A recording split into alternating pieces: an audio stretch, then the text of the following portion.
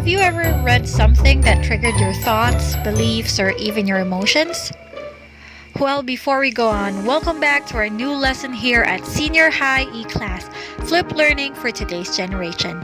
Now we're going to tackle critical reading through claims in text. But first, let me ask you, when do we read critically and when do we think critically? Huh? What's the difference? Well, as Dan Curlin says in his website criticalreading.com, we can distinguish between critical reading and critical thinking in the following way. Critical reading is a technique for discovering information and ideas within a text. Critical thinking is a technique for evaluating information and ideas for deciding what to accept and believe. Now, critical reading refers to a careful, active, reflective, and analytic reading. Critical thinking involves reflecting on the validity of what you have read in light of our prior knowledge and understanding of the world. For critical reading, you need to discover first, and you will be doing that by reading. Now, after you have discovered the information and ideas, you will be able to think critically if you are going to evaluate it. Okay, if you're going to evaluate information, that's the time that you are thinking critically. Of course, if you will just be passive, then you won't be reading critically and you won't even be thinking critically. Alright, so I hope you get that point. Now let's use the example, be the person who breaks the cycle. Please read on.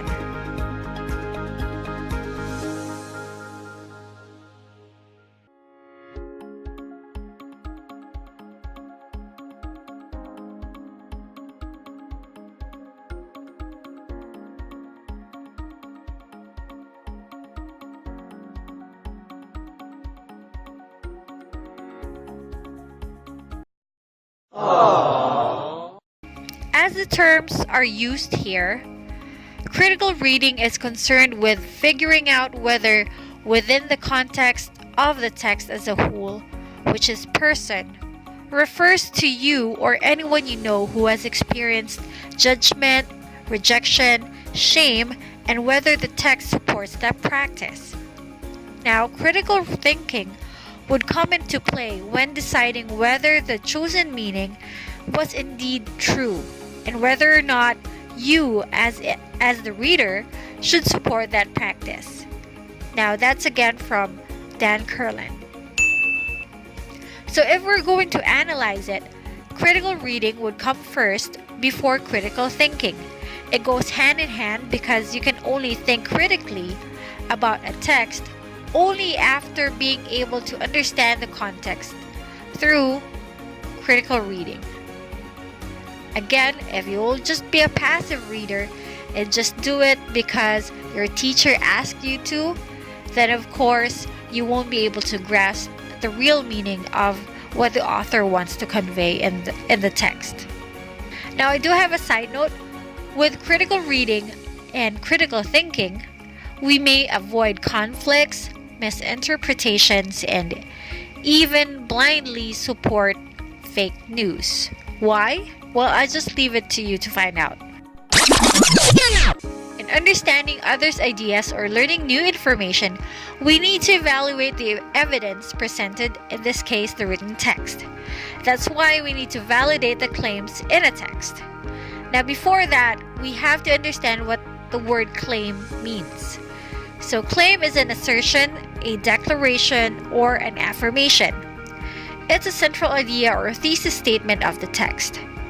It also persuades, it argues, convinces, proves, or provocatively suggests something to a reader who may or may not initially agree with you.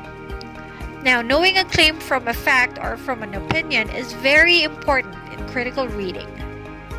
There are characteristics of a good claim.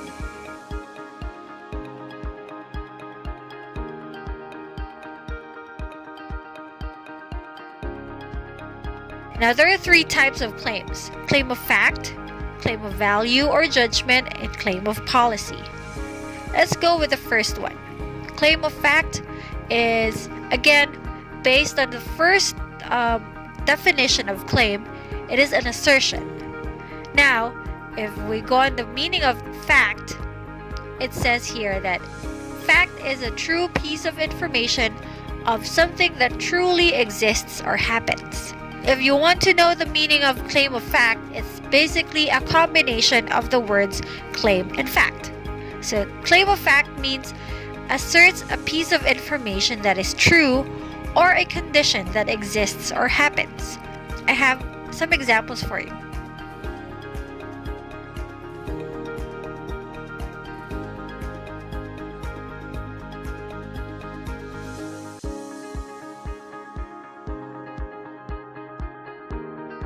Claim of value or judgment would be the second type of claim.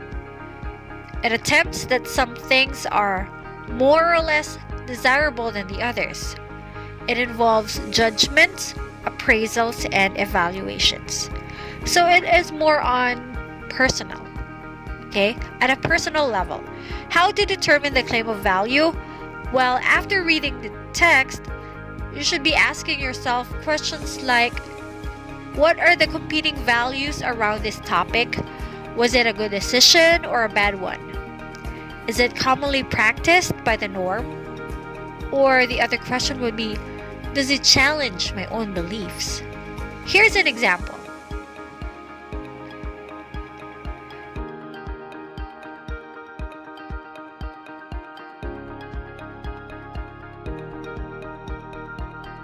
In this example, the claim of fact, which is the single mother gave her child for adoption, is something that is true. It happened. Now, the claim of value investigates all the possible reasons, whether good or bad, as to why the mother chose to have her child adopted instead of doing what she can do to provide for her baby. Other examples would be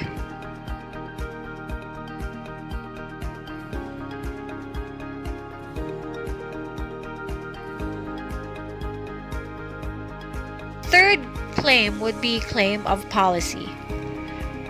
It asserts that an action should be taken.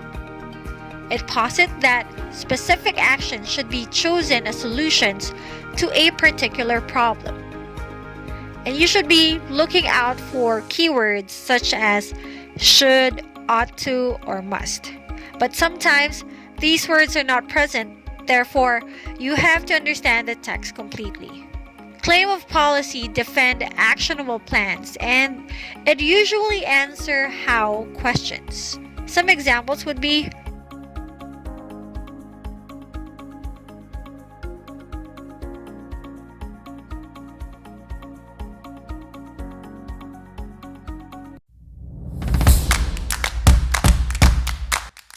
Now let's test what you've learned. Analyze the statement and identify whether it claims a fact, value, or policy.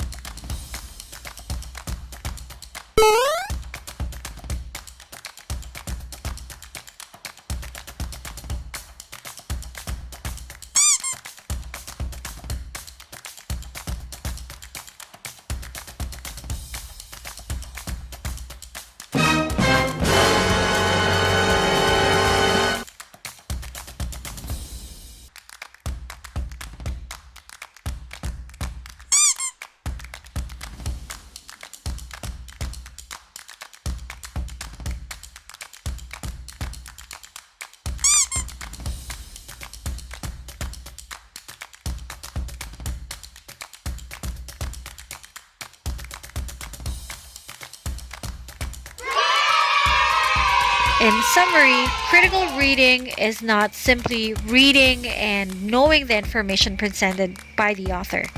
Critical reading is more of being a proactive reader who gets into the deeper understanding of text, intentionally reflecting carefully on the ideas given by the author, grasping what the writer is trying to convey, and thoughtfully analyzing the author's claims based on his or her supporting evidence, whether reasonably acceptable or not. That's it for today's lesson on claims of text.